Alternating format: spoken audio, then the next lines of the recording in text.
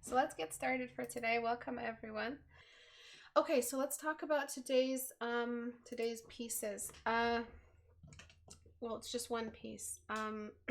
Rendering female torso. Very difficult, but everyone wants to draw female because it's an industry standard, kind of. It's a very popular subject. It's always going to be a subject. People like women's bodies.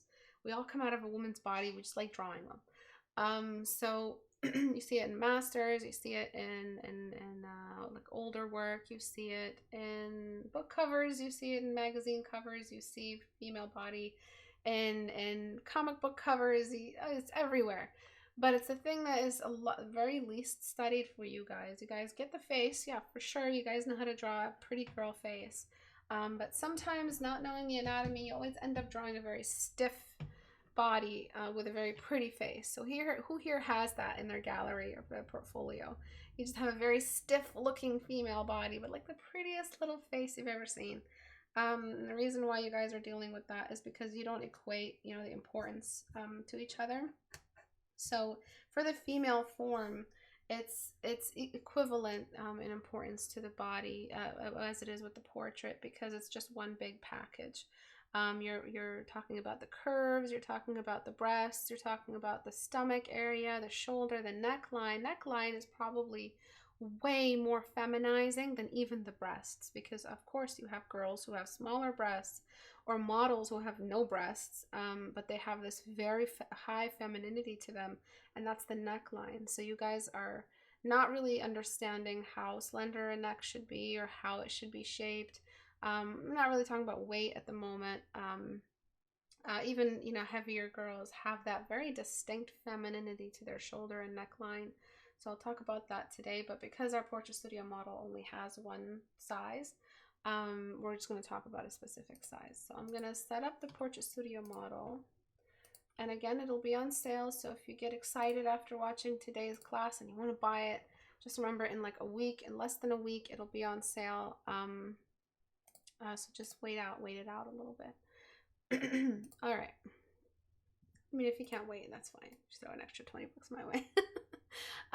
Okay, so with this model, the reason why some people get confused is because it's plates. Just so that we could move everything, we made everything separate. Every major joint, every major link is two separate plates from each other. So where this is movable along the waistline, you've got two sides. And you guys don't know how to blend those. So what I'm going to do is just pose our girl here.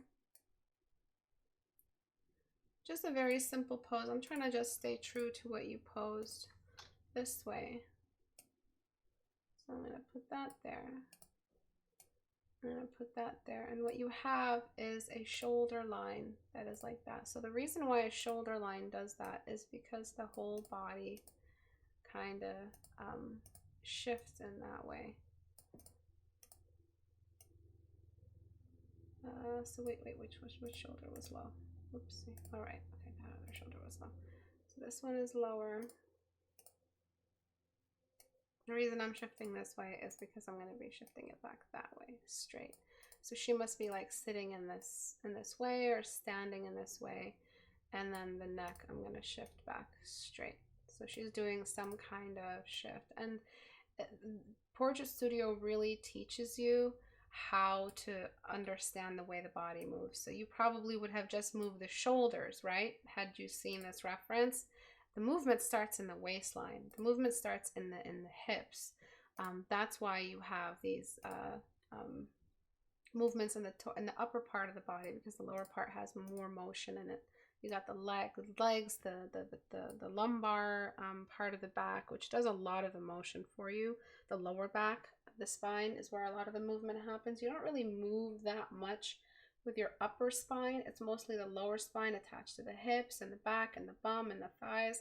So think about that next time you want to pose something for the upper body.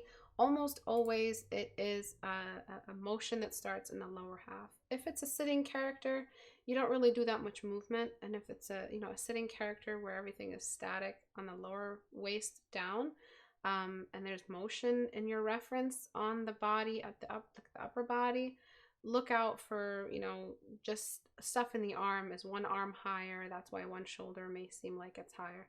Shoulders don't, the shoulders do move on their own, but it's such a minimal motion. But if you move your whole arm, so move your whole arm right now, your entire shoulder line moves. It even moves your chest. So think about that.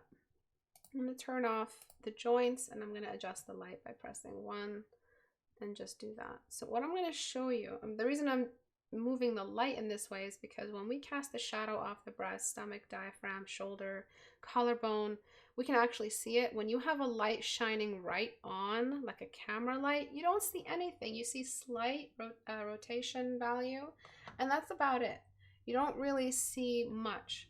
So when you allow cast shadows to happen, that's when you get the most, it's least flattering, but it's the most informative. You can have it tilt to the side either way. I'm going to just do something like that. So what I'm doing right now, I'm using screenshot, but you can screenshot through Portrait Studio, is I'm just going to show you where the blend points are. All right, on a new reference, on a new piece, sorry, I'm going to show you where the blend points are. So I'm going to get my smudge brush, and it's my number 4. The smudge points are the plates here that you may have confused you. You don't want to smudge them out. The plates are placed there for a reason, because we actually do have indentations or impressions like this on the body. So don't try to like completely erase and blend out this entire area here. That's not what we want to do. We want to preserve the majority of those. And we still have a lot of curvature, so there's a lot of stuff blended in the model already. But just to get rid of those plates so you can start seeing. So see, my smudge brush isn't that strong. Just so you can start seeing how the true anatomy, the kind of realism underneath all of this. Oops. The reason I wanted to talk about this today is because we hardly talk about figures. And I used to say a long time ago, before Portrait Studio ever happened, like, how do I wish there was something I could pose, you know, something I could use while teaching so that I could, you know, explain this better. Now I do, so now I have no excuse not to talk about figures today. So I'm just blending out these areas. Anywhere where we usually have fat stored or skin excess. Skin excess is everywhere on the body because we need the body to be able to move. If we don't have excessive skin where we need it, not excessive, but an abundance of skin where we need it for motion, or a necessary amount, we wouldn't be able to move.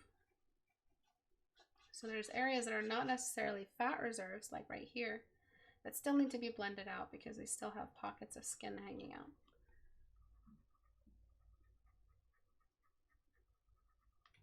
So the diaphragm is really important, this little area right here, the projection of the abs. And then anywhere where we have joints like this, I'm not trying to erase the whole thing. A smudge brush can be an eraser, write that back to me. So be careful with your smudge brushes. I'm not trying to get everybody to use a smudge brush and then they lose all of their, you know, their edges and all of their the little impressions and indications of bone structure.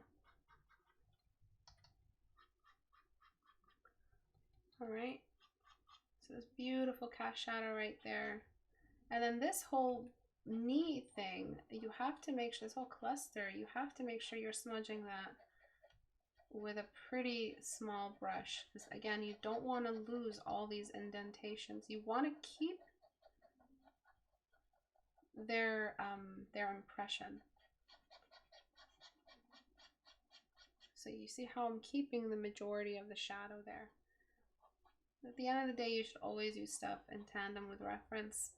And another way, a cool way to use Portrait Studio is to find the reference you like and then pose it on Portrait Studio just so you could get a better understanding of your photo reference. So actually making a model of your reference before you start using it. And then wherever we get fattier, I'm going to start blending harder with a larger brush. And then I'll fix the silhouette. Oopsie.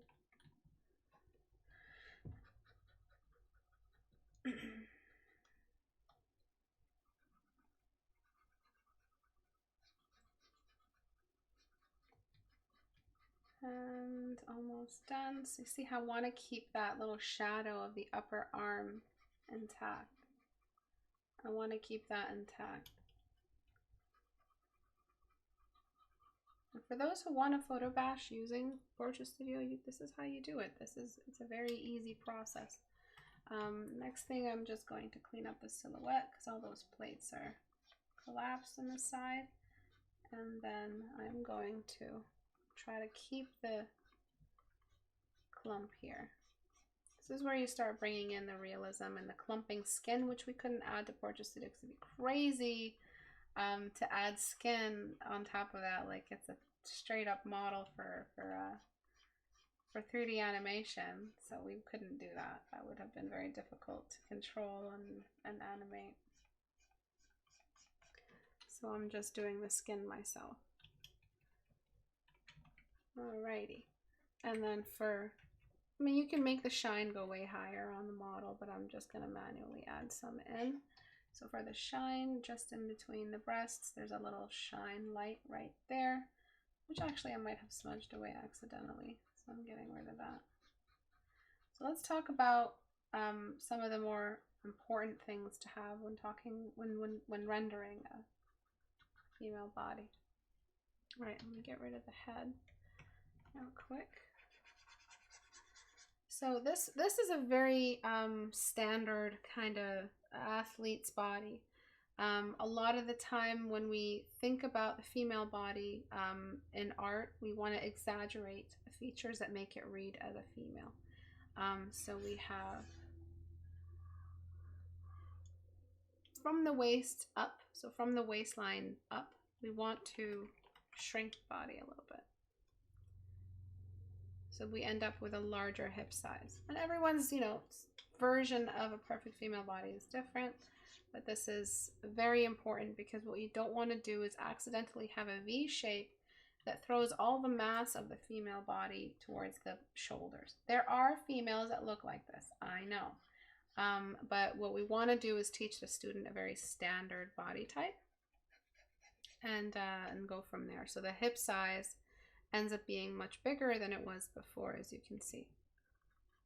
All right, so that's a big one. Make sure in general the upper body, what a gross color. The upper body is smaller in size and mass than the lower body. If you're a gymnast and you're seeing this video, I'm not trying to offend you. I know your upper body is bigger than your lower body because you've been training to carry your lower body in all kinds of crazy motions throughout your entire life. I'm not talking about that. I'm just talking about drawing. Another thing you want to think about is how much muscle. So if you want to get rid of muscle, you just have to show where the fat has filled in. So see these little parts right here? So muscle doesn't mean big biceps. It's not what we're talking about. We're talking about definition where the body mass, the amount of fat in the body is lower, and so we get to see more muscle structure. So we get rid of the indentation on the outside and we fill the fat in on the inside, meaning we don't have that little shadow indentation. For you to have, and this is again standard female body, please chill. For those who are like, oh my god, my body doesn't look like that, are you saying that I'm not beautiful? I'm not talking about that. We want to fill in a little bit more fat here because fat equals female. Write that back to me. All right, so that's starting to look more natural. Another thing that we have, which is something I wanted in the reference, I wanted in the models, is more belly fat, just because of how important it is to have belly fat on the female, especially side by side with the male. It's all about this curvy, thicker, childbearing hips that reads better in a reference, reads better in a photo. And when it comes to why models are thin, if you ever actually talked to a fashion designer or looked up what fashion designers on YouTube, bloggers say about why they want a thinner body, it's because it's practical. It's easier to sew and design stuff based off one size or one particular measurement so that you could just throw it on a model and they walk. Their limbs are longer, so the fabric really gets to fill in. The height is the same, so you know, you try, they're not all models are the same height, but you need a certain height in order for the full pant size, or the full, you know, the full dress can be seen properly. It's just what you expect out of a mannequin, out of a hanger, a clothes hanger. I think that's the equivalent when it comes to body types for fashion. Body types for fashion for the female body are not equivalent to body types for art. We want the curvy, thick mama. You know, we want the character that looks commanding, that looks beautiful and athletic, but at the same time reads as extremely seductive and beautiful and all of that. Just again, think about what's popular, what's commercialized. Yes, the female body is very objectified throughout many things, not just art. But at least in art, we just in love with it. We just kind of understand on a more delicate term why it's important. We're not really objectifying or kind of putting it on a point where it's just for the sake of the body. Every character we draw, we love very dearly. We have a very important connection with. So for us, it's more like female worship, where in other areas, yes, females might just be objectified in their fields, especially in fashion. So again, I'm just showing you, I'm trying to get rid of the hands so you can see the thighs. Just trying to show you exactly what is expected out of the ideal female body torso render. All right. So we got rid of some of the muscle structure. We kept some indication of it. Breast size, cast shadows for the breasts are very, very important. So always try to put yourself in a point where you get cast shadows. As you saw earlier where I posed the model in Portrait Studio, it just does not look good to have a light on a camera. Again, to reiterate, let me show you what that means. You don't want this kind of light. It's just so bad. It's so bad. It looks so gross because and only because you're just getting no shadows at all.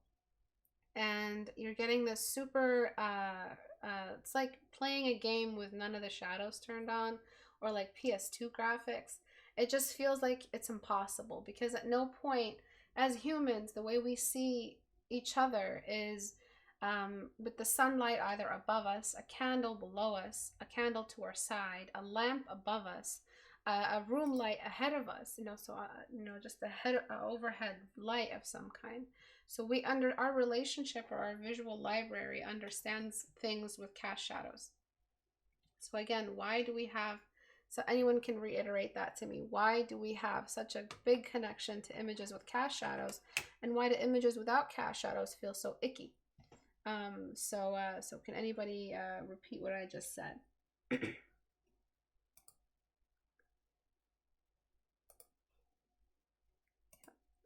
So then what we have is a requirement for the cast shadows. So you can't really start painting a body or start rendering without deciding where the light source is going to be. So always make sure you have your light source intact. Again, and then there are the highlighter points. It's not that we want bodies to be oiled, you know, all the time. And I'm just going to throw in some general, just guessing where it might be. Just guessing highlights for the thighs. It's that we just want to show the skin as absolute skin. So just perfect skin. Perfect for the sake that we could actually read it and see it in front of us. And understand the read. Not so much that we only want perfect, flawless skin for this slave we're about to sell. That's not what I'm talking about.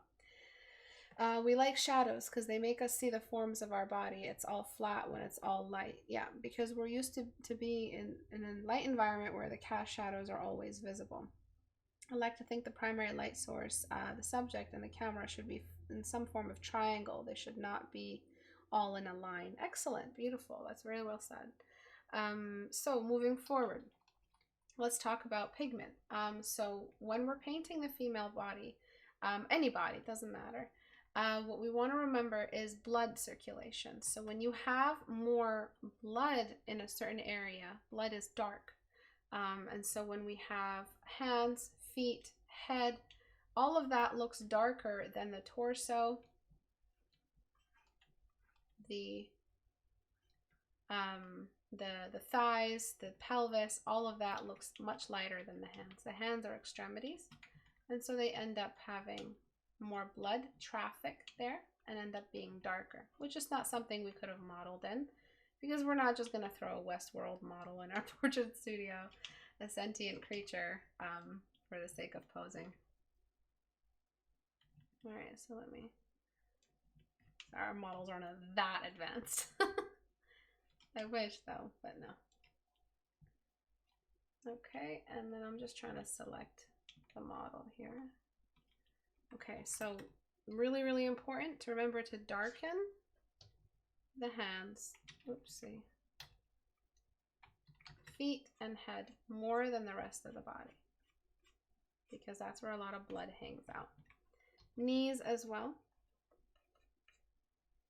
And then with the soft brush, what I'm going to do while I'm at it is I'm going to slowly drop the pelvis into a much darker value. So Portrait Studio did fine modeling this. I'm not editing it. I also lighten the cast shadows, as you can see, because the Portrait Studio model is dense. It doesn't have translucent. It's not made of a translucent material. So we're going to have less subsurface scattering in Portrait Studio. I added more just to show how there is subsurface scattering. All right, the head I can't darken. And then just to make it a little bit more pale, so what I can do is darken the model. How am I going to do this? Darken the model and then copy, paste. Actually, go before I darkened it. Paste, and then just delete away at all those paler areas where we don't get tan, we don't get sun, any of that. So we just get darker tones all the way down. Another thing that you could do is darken everything but the breasts, because they just get way less sun than anything else. All right. So that's in figure drawing a very missed detail, is that the breasts are very pale because it's stretched skin. And so it's not going to have this really, really balanced tone to it. That's when it looks a little bit off. You know, when you have breast size or anything, it doesn't matter breast size, you'll always have some greener, less plushy skin, because it's not really fat. It's not like the fat of the stomach. As for the fat of the stomach, you can really get away with a lot because it's more natural. It's like a natural visceral fat. So you could get away with something like this. And then for the detail of the belly button, it kind of goes into the belly button, the highlight, because it catches light.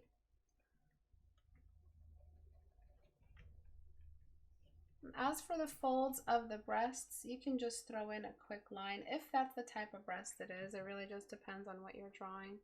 And for breast sag, so for it to feel like a natural breast, again, we modeled it to have a natural amount, but a very general amount. But breast sags with gravity.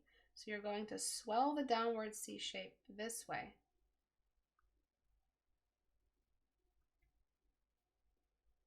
And then you're going to push down the C shape on the upper area, or else it won't look natural. It'll look like a, you know, some kind of, it'll look like plastic boobs. Okay, and so if you wanted to make it look a little bit more organic, more natural, less hard looking. All right, and I'm just going to clean up some of my liquefies here. It's a really low quality screenshot I took. All right, so I'm just trying to cover all the bases here. Oopsie. And make sure we have it all once and for all. Because I've seen a lot of the stuff posted to the community when it comes to the female body, and you guys don't know what you're doing. You guys are making the breast size hard, and you're making it an upward swell, which does not look normal. Breasts are like water balloons. They just C1, C2, and you know, everything is pulling down. You guys have really just flat looking arms, flat looking features, not to mention gestures. Gestures is for another day. We're just talking about fat pockets and anatomy right now. We're not really talking about gestures and how to make a character look like it's moving. As a quick tip, to make a natural looking female body look like it's moving and posing naturally, you have to start watching how the female body moves. So like look up a dancer, look up a gymnast, look at maybe not a gymnast because that not all natural. It's very hyper athletic, not average, let's say. Look up just someone walking. Look up what it is that you're trying to reference. A character holding a sword, or a character jumping, or something like that. What else is missing? I got subsurface scattering, fat pockets, light coming from above. So I'm gonna show you one more thing that you guys seem to miss. Sometimes when the light is at a certain angle, there will be shadows outlining the shoulders. Most of the time, you guys actually miss a lot of what makes shoulders look realistic, and that is that light is shooting on the top of the shoulder. So don't forget to make the top of the shoulder lit.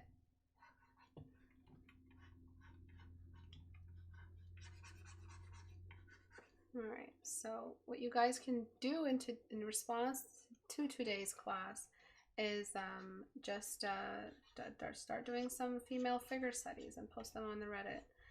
Make sure you get all your bases. Make sure you get all of this stuff. So you see how much more three-dimensional it looks this way. And there are more cast shadows to add in. I've lost my lasso. I'll try to get it back. But this is pretty much all it is, and I'll show you the before and after before I started blending. Let me just disconnect this area here. It is a bit bulky on the model.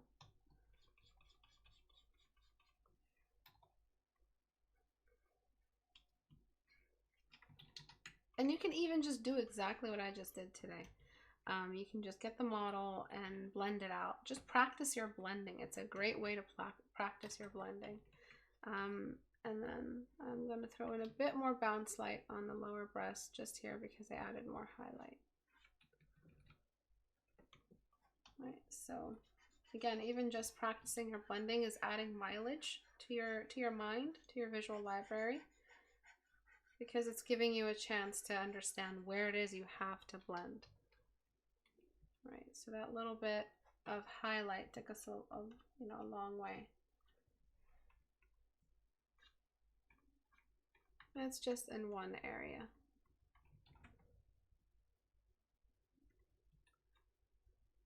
Okay, and then with height, how to make a character shorter, you're just really shrinking so this is a very tall girl, so you can shrink, oopsie, you can shrink it mostly with, again, just the torso kind of getting squished down.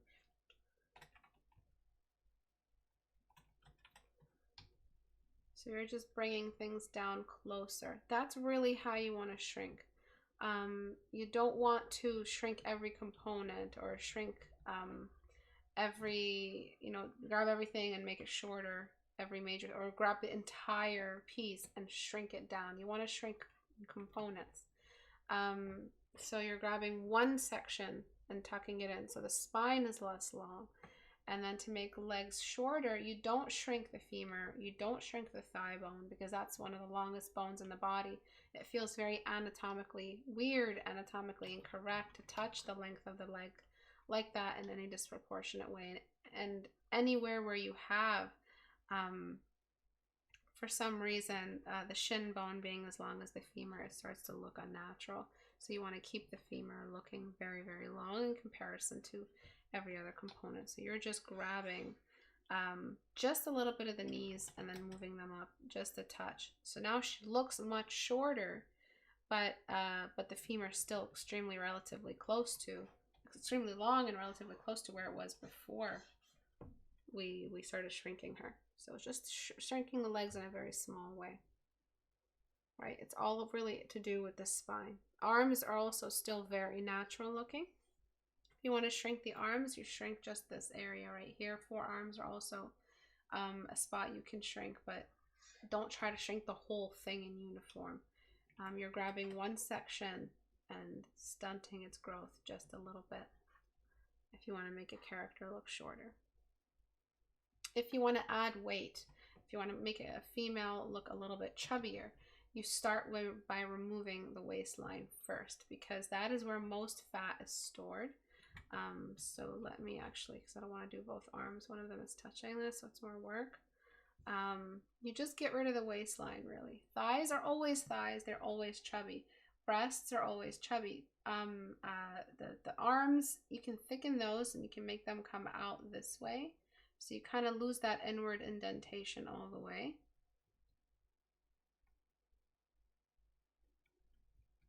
But it's all about the loss of that waistline.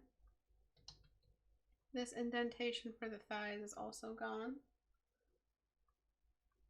And that's how you add weight. You can add more weight, more and more and more weight, and it'll still be an attractive female body. So take a note, girls, all right? It doesn't matter how much weight you gain, you're still extremely, you know, you're still the female of the situation. So you still have all the power, you still have all the control. Just stop assuming just because you gained 20 pounds in the pandemic that you're suddenly no longer desirable. All right, and then the whole torso itself expands outward because it's getting filled in with fat.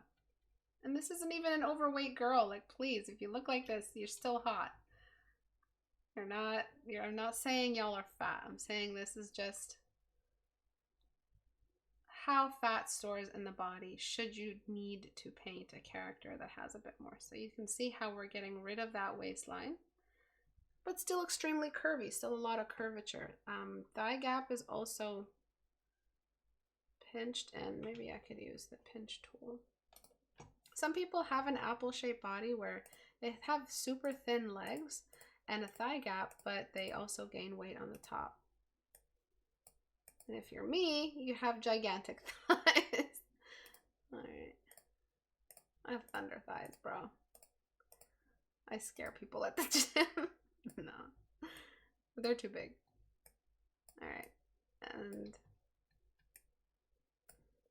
just adding that. So I'll show you the before and after. So it's about knowing where the weight is stored on the female body. And then I'll critique the piece that was added earlier. All right. So still very beautiful, still very desirable, still very normal looking, still very a body type you can use for the attractive female trope.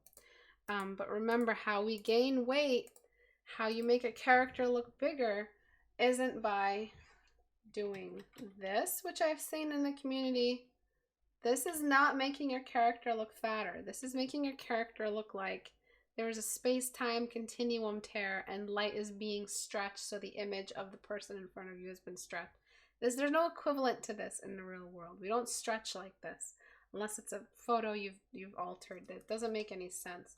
The way we store fat is very systematic. It's very it has to be anatomically correct for it to read as an actually, you know, as a fatter character in front of you. I'm sorry I'm using the word fat. I'm sorry. It's just the quick word I can use to reference what I'm talking about. As a character that is a bit more hefty.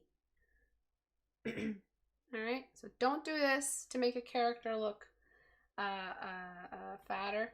And then don't do this to make a character look taller, because that's not how we do it. Different components of the body grow more and others stop growing. So the femur grows more for a taller person. The waistline and the spine, obviously, the spine has to be big enough for the body. But the distance between the stomach and the breasts and the hip line, so the two hips, excuse me, can be stretched out. And you don't necessarily have to have this proportionate stretching out as I just showed you. It doesn't work like this. You know, you still can have a very proportionate average looking breast to arm size. So the breast can still be higher. If you've ever seen a tall person, they don't necessarily have this proportionate way that they stretch upward. The body isn't that organized, so the breasts still stay pretty high. If you've ever seen a tall person, the stomach gets super stretched out. The hips and then the thighs have there's only so much fat your body's going to store in the thighs, so you get very thin looking legs. You don't really get a tall person with super thick legs. And so you lose a lot of that curvature in the female form when you're super tall. Ever seen a model? They really don't have curves that much, unless the bone structure is shaped that way or they're a shorter model. And then you have that hip bone really coming out. Usually they're skinnier, on the skinnier side, which is kind of sad. The elbow is still level with the waistline, so that doesn't stretch in a weird way. But the forearms stretch quite a bit. And anywhere where you have long motions of bones, anywhere where you have longer bones naturally, will just keep growing. But that doesn't mean that we have a stretched out version of a short person. So it sees very different proportions because there's very different things that grow in a different way in the body for it to look natural. Same thing goes for males. And obviously the bigger she gets,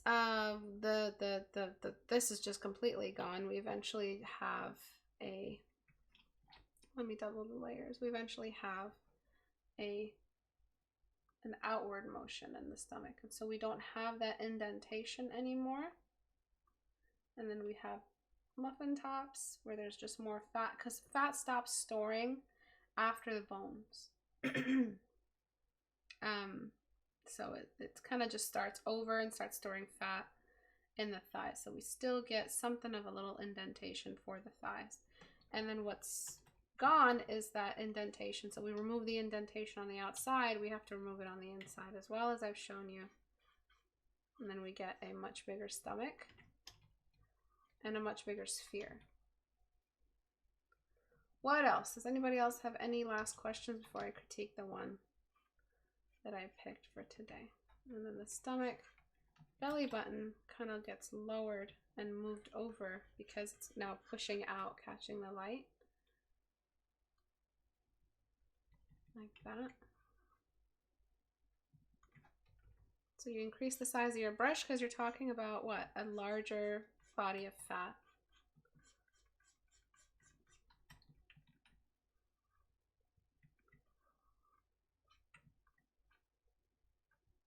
Okay, so this needs a lot more work than I'm putting in at the moment, but I'm just trying to show how the stomach changes. So forget the thighs because nothing's been adjusted there. Like that, and then we have the way it catches the light.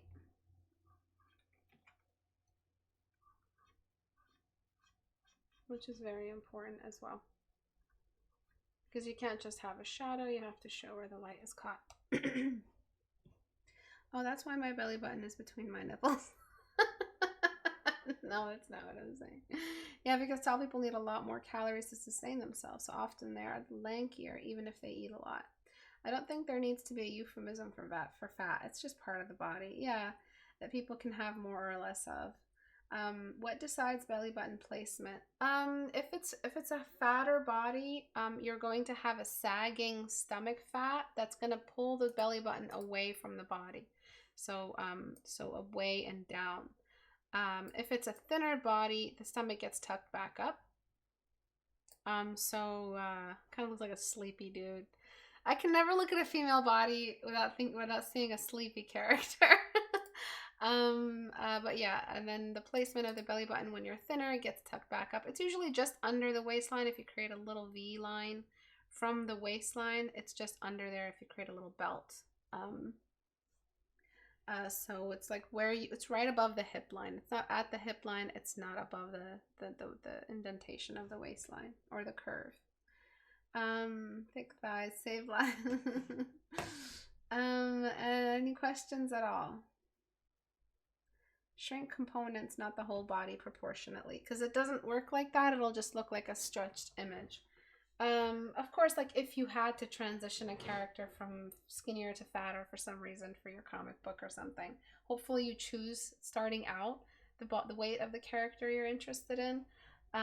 But these are some quick tips on how to make things look a little bit more proportionate when working with the female body, and exactly what it is you need to do to make the female body look like one. So before, we have all these plates, which confuse you when using Portrait Studio because you're like, oh, it looks too mechanical. But a little bit of smudging and you can actually make it look very, very organic, very realistic. And it's still a very valid reference, even if it's, again, very plated, very mechanical looking. You just have to understand where fat stores in the body so that you could pull it off for your reference. So to recap, if I were to draw red lines over all the places that I blended, I would say I blended here. Alrighty. So I blended a lot. What the width of the red line is how big my brush is.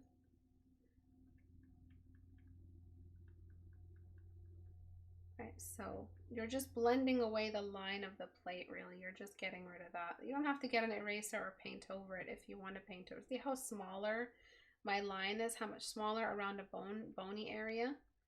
This is a pretty big brush stroke here since it's a fatty breast area. Over here is a little bit kind of like the size of the torso here. Smaller lines all the way around the knee, trying to keep the major projections of the knee. And then anywhere where I drew with my paintbrush, this is how big my brush stroke was, or how big my okay, I'm just going to use the lines. The width is the width of my brush. Where I added highlights.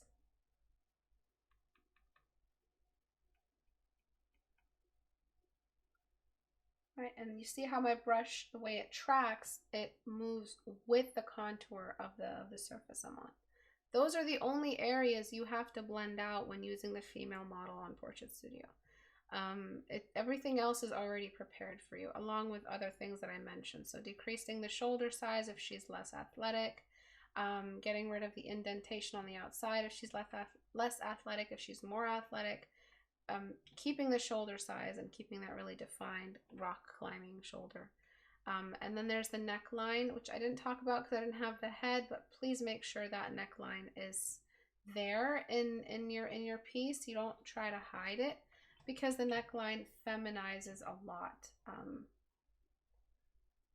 It's really responsible for a lot of, you know, why we choose different kinds of fashion, the changes of fashion for women across history. It's all to do with the neckline. Different ways to design the character, the clothing, what the clothing says about the character. It's all about that neckline for women's fashion. For men's fashion, not so much. If you notice, it's just a simple, very basic collar for most of the time. It's mostly female fashion where you have the neckline really exaggerated, focused on a lot more. Very, very unequal amounts of focus between male and female necklines. And so let's critique this piece now that we have all of this. So what are some of the issues you guys see? Well, right off the bat, what's with the green background? So let's just desaturate the whole thing. No, I'm not going to do it like that. All right, so right off the bat, you have no light environment and you have a bright glowing character. So try to do the opposite of that. Have a brighter character, a brighter background, and a darker character, because you want to build up your values. You want the character to be darker because you want the highlights to make sense, to count. Oops. And then I'm gonna just separate the two layers from each other. And then we've got a lot of stuff missing. So we've got some edges missing. So what I'm going to do now is I'm just going to clean up the edge of the shoulders. What did we learn today? Okay, so I'm imagining I'm like you guys. So you know, if you just had used the Portrait Studio model, you blended it out, you start remembering stuff right away because you just worked on it. So that's a wonderful memory tool. So we're indenting the shoulder just a little bit. She seems like she's on this thinner side. So So we're indenting the shoulder a little bit. All right, I'm not worried about overlapping the breasts just yet. I'll do that in a separate layer. I want a more natural looking body, so I'm not going to let there be too much asymmetry in the shoulder line. Collarbones are missing. Then the stomach, we've got like a missing rib line right here, and then the hip line is missing. It's a lot of information to throw in with just an eraser, but I'll try. And then I'm just going to start painting now. So using my soft brush, I'm going to think about the general torso shadow right before the stomach, the general highlighter in that area here, slight little shadow on the outside, then the shadow right above the belly button. I'm on radial shading using soft brush, reaching right into the belly button and then out. And then there's the shadow of that little stomach fat, which I feel like every female body needs and has. It's kind of weird to imagine a female body with zero stomach fat. Kind of feels a little bit unattractive, but not in like, oh, it's ugly, but it just looks like it's no longer a female. If it's like zero stomach fat there, it's not good for a character, let's say, who you need to be attractive in the traditional sense. All right, so a little bit of stomach fat there, and then we've got the breasts. I'm going to put the cast shadow in a separate layer. I'm just gonna render the breast shape as if it's a simple form study. So find where the lower part of the breast is. It's casting a shadow, and then just delete right under it. Not thinking about bounce light yet. Don't try to shoot 10 birds with one brush stroke. Just get the basic core shadow of the breast down, and then add the bounce light in a separate layer, and then add the cast shadow in a separate layer. All right, and then I'm going to just darken the whole thing once again, just so that we're climbing. When we add our highlights, we're climbing out. So I got a basic core shadow going here, and then I'm going to start thinking about how the body arcs up towards the light. So in between the breasts, there's going to be a little bit of light. So drawing females, if it's a favorite of yours, please take some time to actually learn, you know, what makes a female body work, where the fat is, what the breasts do, what's attractive, what is pinup. You know, most of you do pinup, most of you do some kind of league splash is pinup, by the way. If you didn't know how to categorize it, league is pinup because it's all about the breast, the showmanship, the circus, the whole thing, the whole show, the showing the character in with their best clothes on. Usually that's pinup. Illustration that's story based usually doesn't care about that. It cares about the narrative, not about the character looking their best. So pinup is where everybody looks their best. All right, so I'm just blending this out because it's necessary for the read of the sphere. And there's a cutoff point. After a point, there's no more shadow. So right in between that, I'm going to let that highlighter sit right underneath. And then all this is really super fast. Hopefully you take more time than me. I'm going to throw in the cast shadow on a separate layer. Again, we need cast shadows. Why do we need cast shadows, anyone? So the cast shadow moves this way and down. It doesn't have to be a very strong cast shadow or something very pronounced. It just has to be enough that it reads as a three-dimensional object. And then we've got, really quickly, I'm going to throw the bounce light in. Son of a bitch, I don't want to see that line. I might have to just not do the bounce light.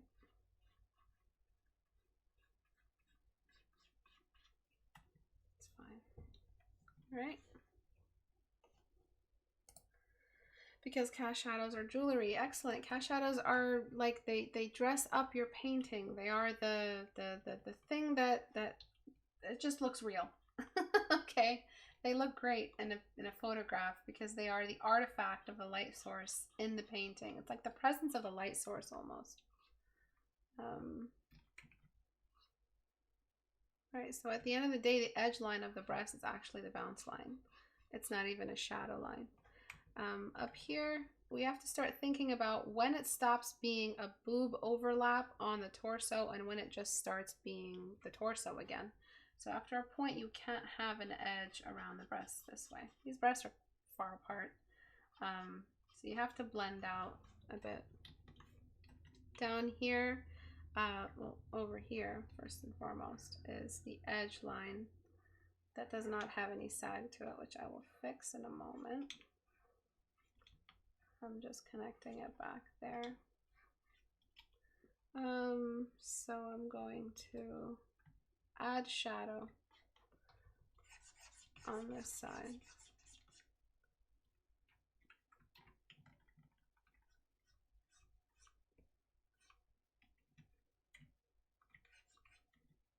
Okay. And then select inverse and just add more mass on this side. And then again, just like we talked about in the blend over, let's call it, the breast has to look like it's indented at the top, or else it just won't look natural. All right, so C shape downward, C shape downward. You have to add the element of gravity. And then edges, just edges on the other breast. This one just needs more edges, so I'm just gonna grab my blocking brush or soft brush on high opacity and just push all the edges down so we have a clean separation between all these components. They have no fuzzy edges anywhere. See that? That's all we really have to do. The arm should be dark anyway.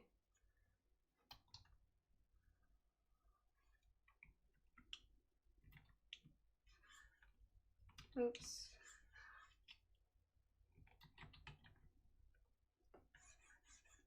Okay. And then moving up into the shoulder line. So we're gonna add that highlighter. And I'm not sure why this shoulder over here is so dark on one side. But yeah, you guys, your female anatomy, torso knowledge is abysmal. You guys have to start thinking about, you know, how you're going to be using these portraits and 14-day challenge submissions, that you're practicing so hard for how you're going to be using them, how you're going to dress up these pieces. And anatomy is the next best step. So, you know, for studying, so get on that. If it's going to be a female exclusive kind of, you know, character concept subject, start learning how to paint the female body ASAP. So now I'm bringing in the highlights added in radially. I should be lower, but I'm running out of time, so I'm trying to work fast. And then right here, a little bit over here, and then there's just that pinching shadow on the edges of the torso. And then those little pockets of shadow anywhere where we have a movement away from the light completely. It's not perfect paint over. I'm trying to work really quickly over here, but it's enough that you can see the main principles I covered in the blend over transfer into your next painting directly. So it's not a waste of time. Write this back to me.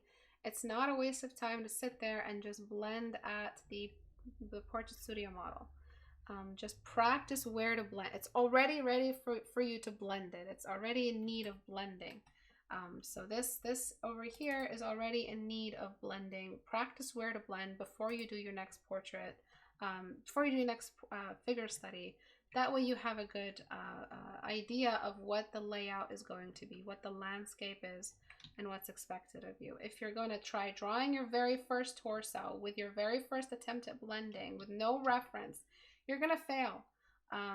You have to have some practice runs. You have to have run some laps before you try this again. There's a reason why classical artists don't bother sculpting the freaking arms, because they're just in the way. I'm going to show the indentation. Zooming in now for detail. Edge detail is different from the rendering of the flesh. Edge detail is very important. It's not just, oh, let me make it straight and clean. No, there are indications of anatomy out here. So the little bump right here, this little bump, see this little bump I just added? That's the rib cage. So you can't ignore that. You have to have that. Same on the other side. Moving down. And then you have that extra little indentation right here. That's the hip bone. And you see how it's not really symmetrical hip bone? That's because it's fine. It's a very flexible part, especially for females, so we don't really worry about that. I'm gonna cut off the arm just so I can focus on the before.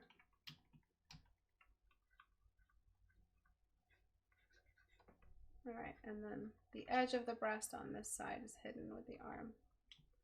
But we covered arms today too.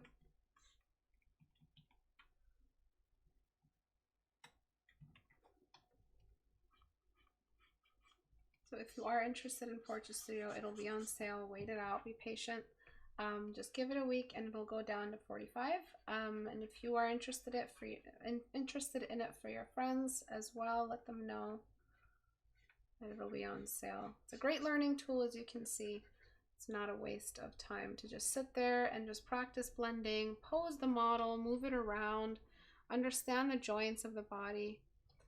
So this one here, I'm just sagging it down just to show you. That's why I got rid of the arms. You want to show how the breast moves out like that, the wings out a little, and like so. And then we want to tuck the stomach up this way so the the highlighter line is with that circular upper torso line.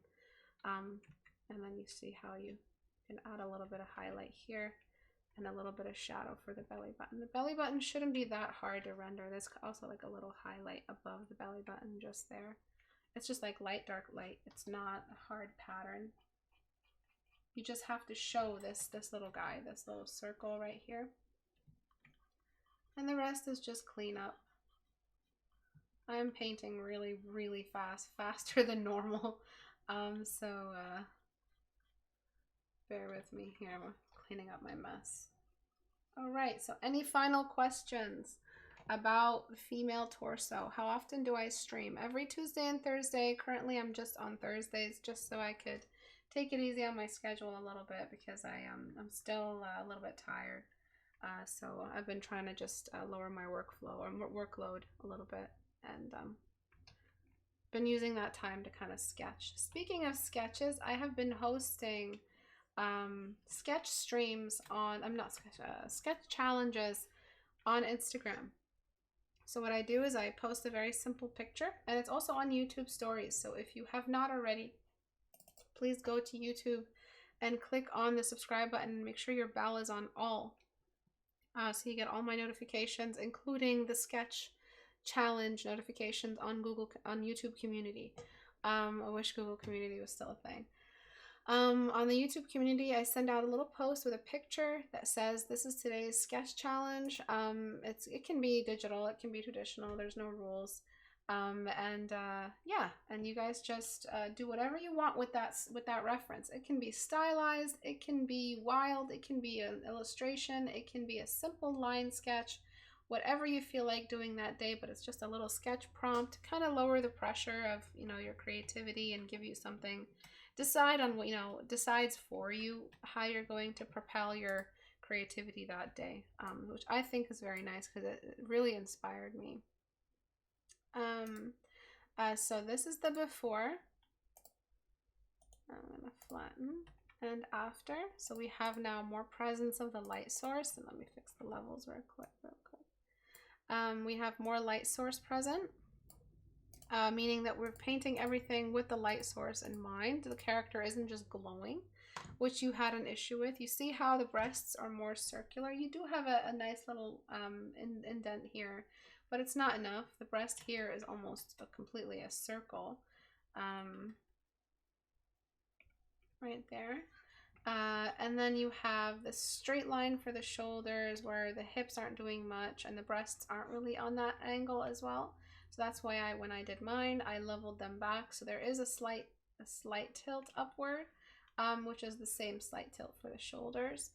And then, yeah, just more cast shadows, more volume to the stomach. Look up the kind of stomach you want to draw. Some are flatter, some are a little bit in between, fatty and flat, which I think are the most appealing. I think for character design and pinup, they're the most sought after. It's what we see, you know, in 40s, 60s art, you know, the golden age, Frank Frazetta type deal. The Frazetta lady, the Frazetta woman was always a nice balance between fat and fit.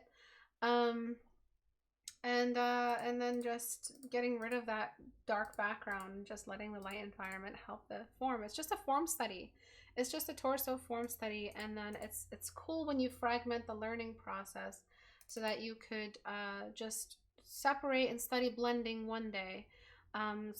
Do a blob of a simple sphere so that, let me show you one of my students, amazing form studies from him. And he basically knows how to draw a female form without drawing a female form. Look at this form study. It's phenomenal. Look at the terminator line. Look at the bounce line. You want to, you know, you're studying this one day. So studying how to smudge, studying how to make something look voluminous and curvy, it all comes together when you study the female torso. So it's all part of, it's all just pieces of the same lesson. You're just really breaking it up into pieces and taking those pieces and breaking those up into pieces. Removing color, don't even think about color yet. And then practice those torsos, submit them on the community. So that's it for today. If you want to submit your work for Critique Hour, you go to istebrak.com and click on the Reddit icon here. What you want to do is look at the 2 challenges. And if you want my 2 brushes, so you saw me use my brush sets. You saw me use the 2 brushes I used today. So the soft brush, the gritty soft brush, as well as the smudge brush. If you want those brushes, they will be on sale as well with the Portrait Studio sale. But if you want them for free, you can get them for free if you post your notes on the Reddit community. So those who post good notes get free brushes. And you just message me on Facebook once I tell you to message me there if you're a winner, and I'll just send you a link real quick to download them. So if you want my brushes, there are ways to get free brushes on my channel. That's it. If you learned something today, please join me on Reddit. Join me on Patreon. You can also join as a single $1 patron. That's just $1 a month, $12 a year for all this educational content. And if everybody joins, it's a lot. So that's why I keep the amount so low for watchers, just because it's a long-term commitment at a very, very short cost, very small cost. It means that more people can stay on for longer.